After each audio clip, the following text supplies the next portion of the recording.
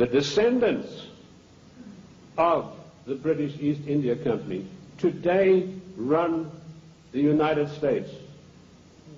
And I will hope to prove my thesis as we go along. They also interfered in the development of the United States on every occasion. They armed the Indians, they armed the people against the settlers who were pushing west. They ran the Hudson's Bay Company. They also ran so-called mission stations in China and got these missionaries who were really not missionaries at all to push opium on the Chinese. And I remember a conversation with the late Gamal Abdel Nasser of Egypt, Prime Minister of Egypt, President of Egypt, and Mohammed Aikel, one of the top journalists, with Zhou Enlai. And Zhou Enlai told him, he said, you know, the Americans and the British made China a nation of opium addicts, and now with the Vietnam War, it's our turn. We are going to make the Americans a nation of opium addicts. So you can see the influence, the evil, baleful influence of the British East India Company upon the great nation of the United States of America. They were the ones who financed the war. They put up the money for the British troops to buy the Hessian mercenaries and to fight the colonists. Those brave 3%, let me remind you that only 3% of the people took arms and stood up against the mighty army of King George III. We are 3% here this morning, but that's enough for us to withstand the mighty force of the federal government of the United States of America.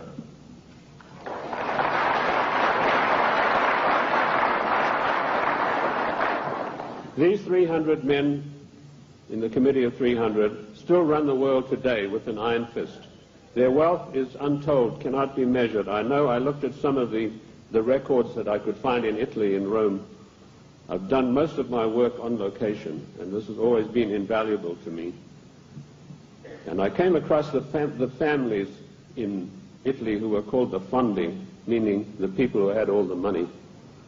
They were all members of the Committee of 300, the Lucatis, the Recanatis, the Volpi du Miseratis. These people are so wealthy that they would make David Rockefeller look like a piker. That is how rich they are. And this is the committee that runs the world. Now, in my book, The Committee of 300, I name every one of them. This is not a book that talks about they. It gives you specifics. And I must say I do the same thing in my new book, Socialism, The Road to Slavery, which was 10 years in researching. On July the 4th, 1789, George Washington told the Congress, it is necessary for us to impose tariffs to protect the manufactories of our colonies. That was the first trade barrier. Now, let us dispose for once and for all with the words that have been implanted on our minds, like isolationist, and you are for restricted trade, and you are against global trade. The United States of America did not grow great on global trade.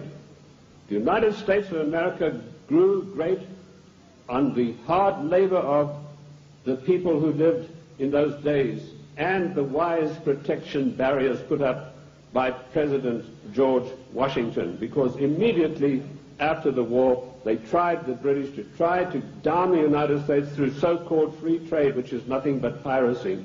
Free trade, ladies and gentlemen, is a one-way street which allows other countries to dump their products on our markets to the detriment of our own people. That's what free trade is. It's strictly a one-way street. The trade barriers were increased by Lincoln, Garfield, and McKinley, and all three presidents paid with their lives for that policy. Disraeli was particularly incensed with Lincoln. Disraeli was the British Prime Minister at the time, and he ordered British MI6 to assassinate Lincoln, which is what they did. The same way as British MI6 publicly executed President John F. Kennedy at a later time. Our founding fathers and our presidents saw the value of trade barriers. They realized that we, if we wanted to progress, were not to be the dumping ground of the world. And I'm going to leave that subject for now and return to it later. The format that I want to use this morning is the type of questions that are most often asked of me. I've spoken to hundreds of thousands of people across the United States and worldwide, and I've been on many, many radio shows. And these type of questions, we note them, and this is what comes up most of all. Who and what is the Committee of 300? Well, I've dealt with that. I've told you this is a supranational body that knows no boundaries, respects the laws of no countries. The first time that they were publicly announced was by a German socialist by the name of Walter Rathenau. Now, I'll give you some background of Walter Rathenau. He was the financial advisor to the Kaiser of Germany, and he was also the financial advisor to the Rothschilds, the French family Rothschild. So he must have known what he's talking about. He made an astonishing statement in 1934. He said, there is a committee of 300 men that rule the world. They are known only to each other, and nothing happens without their consent. When former head of state Mikhail Gorbachev visited the United States a few years ago, flanked by George Bush and Quayle, he opened his Gorbachev Foundation in the United States. And he let slip, he said, this is being done with approval of the Committee of 300. CNN cameras were on him. They immediately switched. Now, I wrote to CNN and I said, could I have a transcript of this program, which they said was available. I never got a reply. I followed it up with letter after letter, but nothing ever came of it.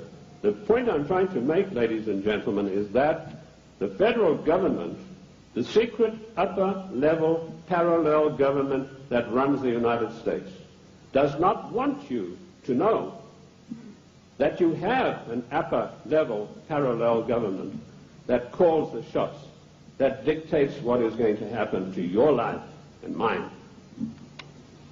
So that's how I found out about the Committee of 300.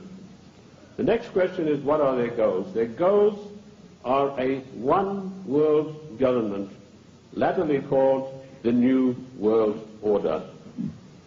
The one-world government began with King George III. At the time that the colonists were brave enough to take him on, King George was already busy formulating a one-world government, and he had lined up at least 50 countries that were willing to come into this future world dictatorship with him.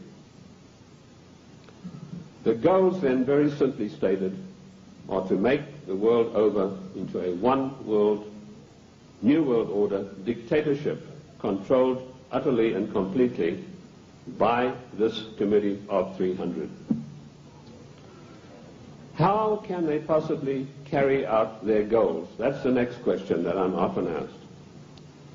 They do it by dint and by virtue of their fantastic wealth and the fact that they control thousands of the top banking institutions, the political organizations, insurance companies. In fact, one of the giant insurance companies, a man called me and said, do you mean to tell me that they are controlling the Metropolitan of New York? I said, the Metropolitan of New York is peanuts. He said, how can you say that? That's a giant American company. I said, well, compared with the Assicurenzi de Generali de Venezia, it's peanuts.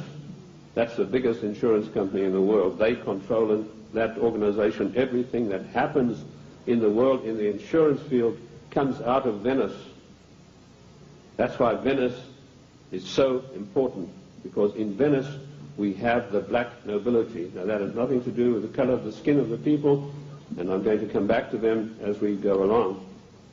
So the goals are a one-world dictatorship of the most brutal kind, and how they carry it out is they have these interface banks, insurance companies, mining conglomerates, every conceivable control in politics, including the Democrat Party of the United States, which is, of course, since 1980 behind closed doors at a secret caucus in Washington, D.C., the Democrat hierarchy took on the goals of the old Socialist Party USA, i.e. based upon the Communist Manifesto of 1848. If you have a copy of my book, and I'm not pushing it, but in my book, The Committee of 300, I list every one of their huge, gigantic corporations, how they interface. And this, ladies and gentlemen, is an eye-opener because it gets right down to the nitty-gritty of your everyday life in the cities and towns across the United States.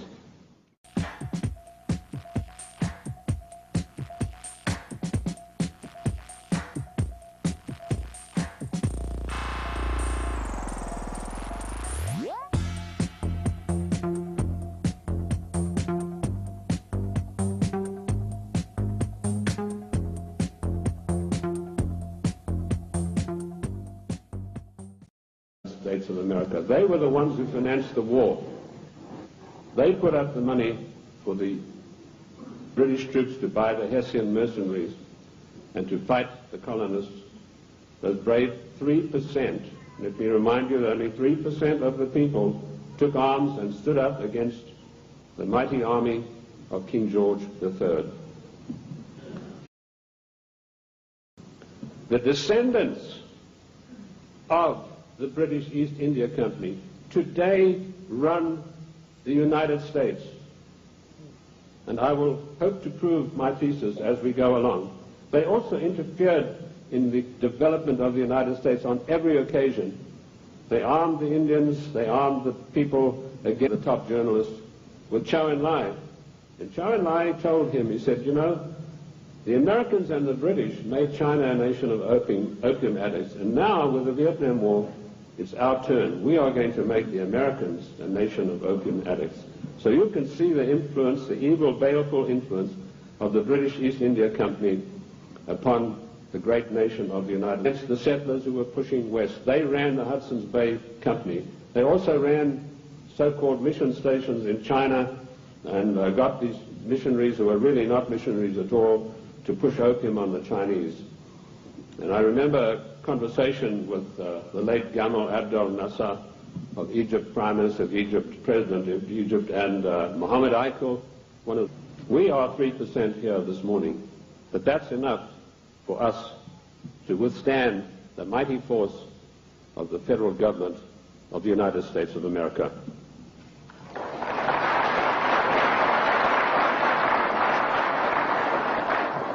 These 300 men in the Committee of 300 stood